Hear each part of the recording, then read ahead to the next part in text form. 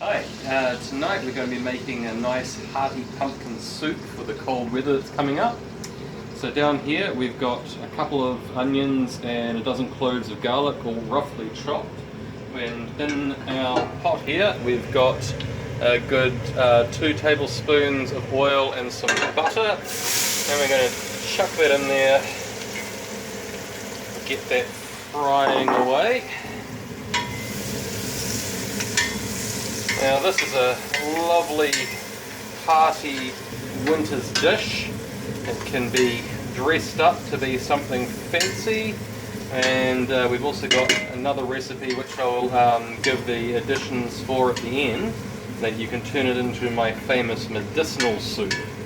Really good for common colds and vague sniffles, really clears the airways.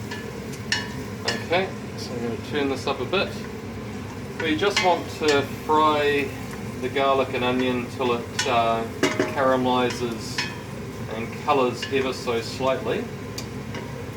While that's going, over here we've got 2 buttercup pumpkins cut into chunks, and we've got the equivalent of 2 medium large potatoes cut into large chunks as well.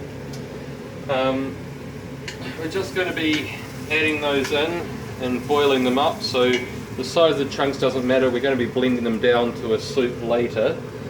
Basically, the smaller you cut them, the quicker it will cook. So I'll just go back to getting this nice and browned.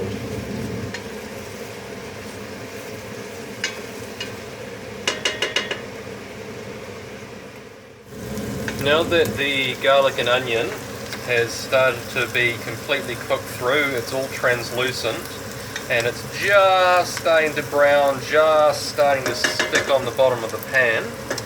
This is the perfect time to add the pumpkin and the potato. And we get it all in there into the pot. And potato 2, and we want to add to this a decent handful of mixed herbs, just for a little bit of extra flavour. Now give this a very quick fry in the pan. You just basically want to coat all of this very, very lightly with oil. Mix everything through. That's fine. And now we add the water.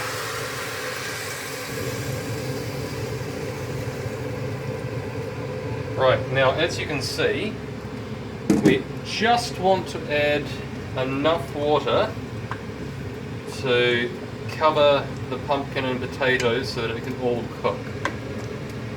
This is fine, maybe a smidgen more just to make sure it's all covered. And you always want to have a freshly boiled pot of water on hand, so that if any of it evaporates and it's starting to look a bit dry or needing some more water, you can just add some.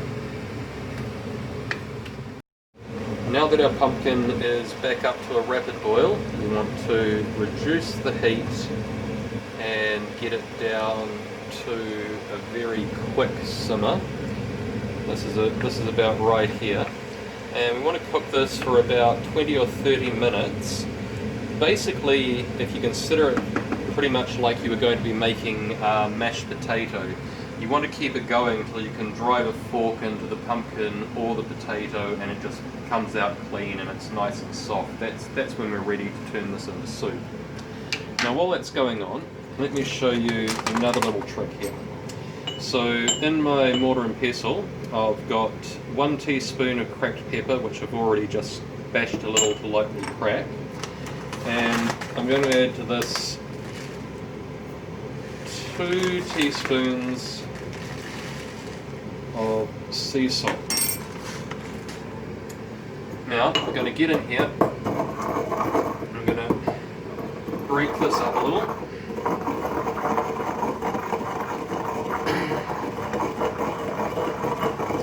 And we're going to grind this down. Now, the reason I'm doing this is because sea salt is delicious and freshly cracked pepper is delicious. And when you're wanting to use a reasonable quantity of it like we are in this dish, when you're wanting to use a teaspoon of black pepper and 2 teaspoons of salt, this is actually one of the quickest and best ways to capture all of the flavour and get it nicely mixed together for your dish. Now you don't need to grind this down to a fine powder for this soup. You want it to look like that, so you've still got little chunks of black pepper flecks going through there. That is absolutely perfect. And we're going to add that straight into our mix and give that a stir through. Now this is all the seasoning that this would ever need. You can always check at the end, and I guarantee you that's about spot on. Now this is going to take a while, as I said. It's been on for about 5 minutes now, so this is going to take about another 20 minutes until it's ready, and we'll come back and see you then. So we've had the pot bubbling away for about half an hour now, and you can get a fork and stick it in and it goes neatly through your pumpkin and potato, falls off easily. So now what we're going to do, we're going to turn off the heat. Important, because this is a messy part and you don't want bits splashing up and getting you in the eye and doing some serious damage. Now I've got a stick blender here, but if push comes to shove, before I had these I used to just use a potato masher. You get a slightly chunkier soup, but in some ways that's better, you might even prefer that. But for me, I like something that looks like it's been bought from the store, so I use the stick blender. Now you just want to get it in there, get everything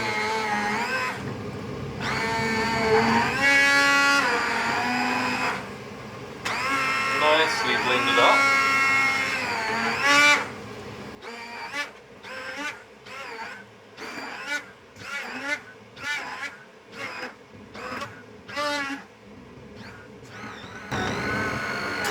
Now the reason you don't want to do this while the heat's still on is this makes it a lot thicker all of a sudden, and if you've got the heat on it will splatter everywhere.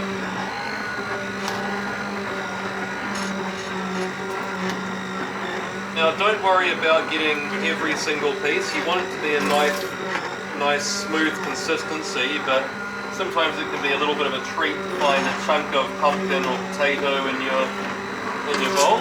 Nothing wrong with that at all.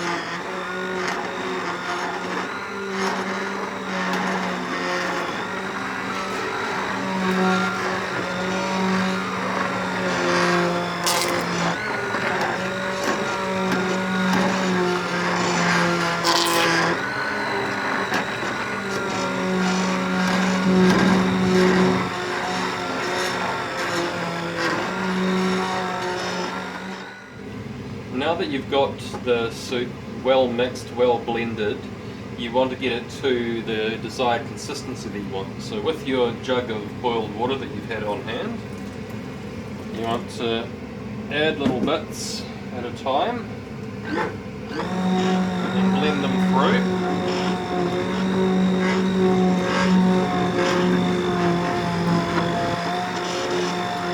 Until you get it to whatever consistency that you desire.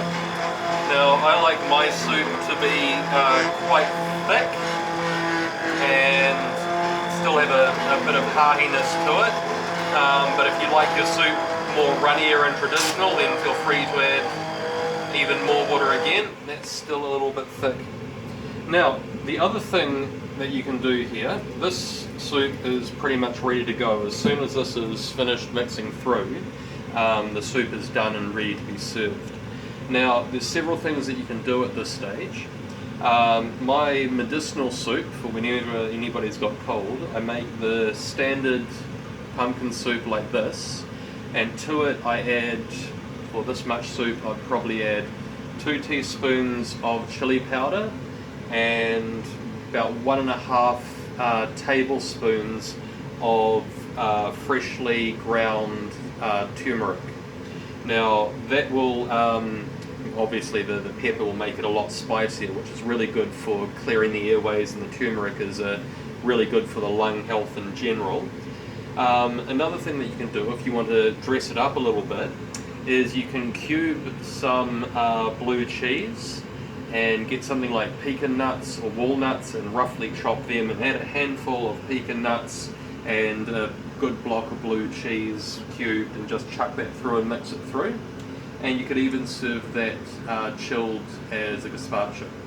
So I'm going to go ahead and continue mixing this until it's the consistency that I desire, and then we'll show you how it's served. So this is about the consistency that I like. You get it so that it's quite fluid, but you can see that when you pour it in, it keeps nice stringy shape, and you can actually see that it's kind of keeps its shape on the surface for a little while. Now, this soup, as you leave it over the night, because there's so much starch in it, it's actually going to almost set overnight, and you'll have to water it down. This happens so much that we call it the miraculous growing soup, because every night we essentially add about another quarter of whatever's left worth of water to it, just to bring it back up to the same consistency. So you'll actually get quite a lot more out of it than what you see in here. Now if we come over here, you can see that I've already set this up into some nice soup bowls. You can put it in whatever sort of plates you want. Now to this, to finish it off, you're going to want to add a few things. Now I could recommend using sour cream, that's how I first came into it, but if you want a healthier option, I just go for some plain unsweetened yogurt, and I find that you really can't tell the difference.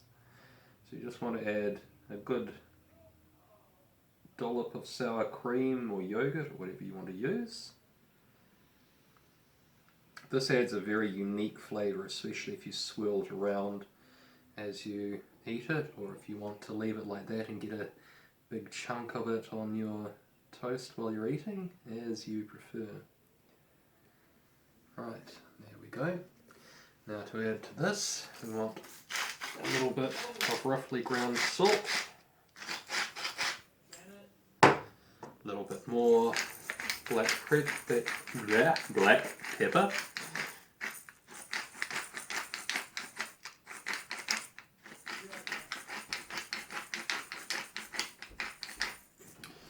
and you want to add a tiny little bit of freshly grated parmesan